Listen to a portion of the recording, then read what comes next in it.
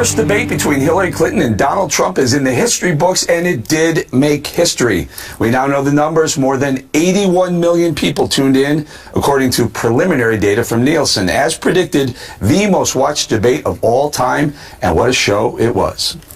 You called it the gold standard of trade deals. You said it's the finest deal you've ever seen. No. And then you heard what I said about it, and all of a sudden you were against it. Well, Donald, I know you live in your own reality, but that is not the facts. And look at her website. You know what? It's no different than this. She's telling us how to fight ISIS. Just go to her website. She tells you how to fight ISIS on her website. I don't think General Douglas MacArthur would like that too much. Well, at least I have a plan to fight ISIS. No. I have a feeling that by the end of this evening, I'm going to be blamed for everything that's ever happened. Why not? Why not? Yeah, why not? Well, I have much better judgment than she does. There's no question about that. I also have a much better temperament than she has. You know? Both camps thought their candidate won the debate. In a normal election cycle, there'd be a clear winner and a clear loser, but this is no normal year, and no one in their right mind would call these normal candidates. Generally, the pundit class called it for Hillary. No surprise there. The left loves her, and the DC elites hate Trump, but Trump did very well in some online polls, which aren't scientific. CNBC has Trump winning, as does CBS, Time, and The Hill. Even Variety has Trump with the win. CNN, on the other hand, has Hillary ahead. So we've got a special hour of analysis, a ton to get to, but I'm going to throw it around the table first quickly.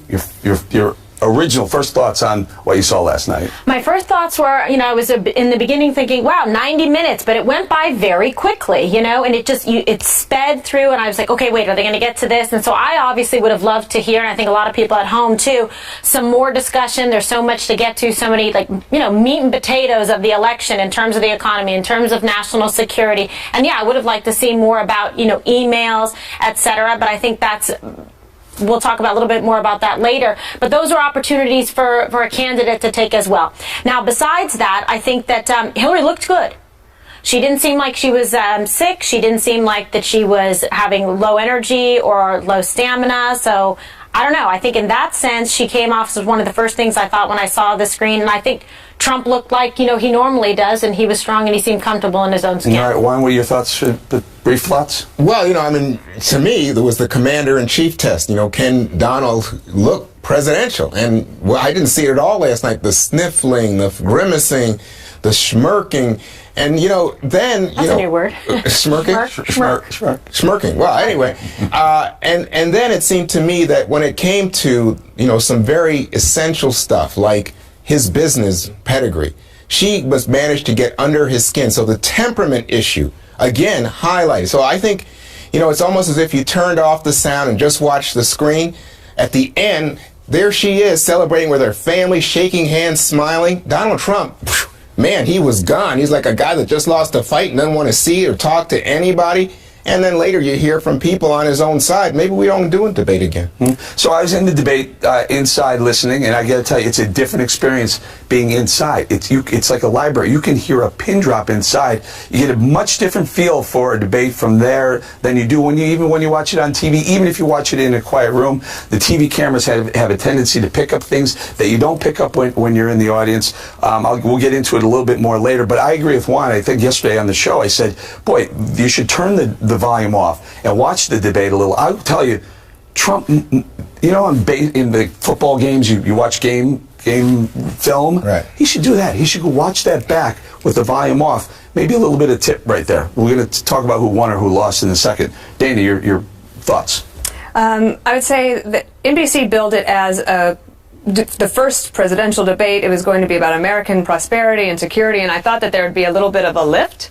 But they trod over ground that had been gone over a lot of time. Maybe that was for clarity's sake, and then in the other two debates they can move on from that. But I do believe that after all the hype and the wondering of which kind of candidate was going to show up from either side, would she be this way, would he be that way, it turns out that both of them came as themselves. And that's what you got. And I do think that if the Trump campaign really felt really good about it, they probably wouldn't have canceled going to the victory party or the event. She went to hers. The other thing that she did, it was interesting. All week long we were saying expectations for her were so high.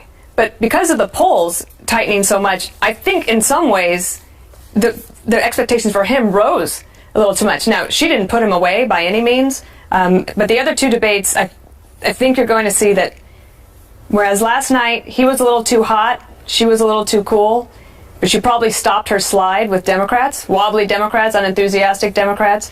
He didn't lose anybody on his side necessarily, but I don't think either of them expanded their base. All right, Craig? Yeah, when you're, I'm like an uncle, so I get invited when I had, nieces and nephews to like soccer games, and the expectations are very, very low for those games. Children playing sports, it's long and tedious and nothing good ever happens, but you go anyway. That's what this was. This was like watching children play soccer. He had a strong start, I thought, but he faded. And I think it was because before in the previous primary debates, he had so many other people there so that he could be strong and then he could fade back a little bit. Mm-hmm. In a way, he was like me playing soccer. When you were bad, you would just kind of start running around and hide with everybody else so no one could notice. But now when it's one-on-one, you can't do that. Oh my God. So he didn't have the luxury of kind of like kicking back, but he also had this disadvantage where he must defend himself against the personal and the business criticisms because he doesn't have the political background. So you can go after her political record, but he has to constantly fend off personal or professional attacks.